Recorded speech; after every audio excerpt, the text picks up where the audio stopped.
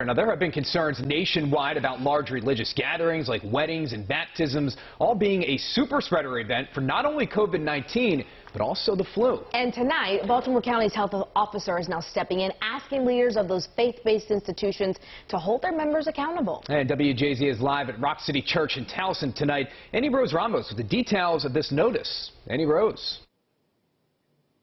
Rick and Nicole, we're inside the church where they hold weekly services. Now, this space is big enough so that they can properly socially distance. Now, this is more important than ever as it gets colder outside. County health officials are asking for help from faith-based institutions like this one in order to help stop the spread of COVID-19 and the flu. A message from county health officials to faith-based institutions, knowing how much influence they have. Faith-based institutions are a stronghold in the community. Encouraging institutions to remind their parishioners to practice safety precautions to help curb COVID-19 and the flu. Remember the 3 W's when they worship: wearing their face mask, washing their hands, and watching their distance.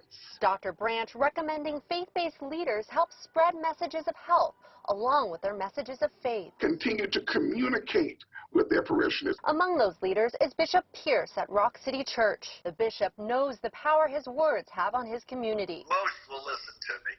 Except for my grandchildren. In particular, the county is flagging faith-based institutions affiliated with schools as they plan on reopening. The academy at Rock City reopens September 8th. We're able to give out data that helps people embrace things sometimes that they might be afraid to. As nearby states have shut down weddings planned at religious institutions with thousands of guests, to which Dr. Branch says, be creative. You can do a lot of types of programs outside. But emphasizing elderly are still at a high risk and should avoid all large gatherings. The church, the synagogue, the mosque, or other places of business might be open, but just because you can doesn't mean you should.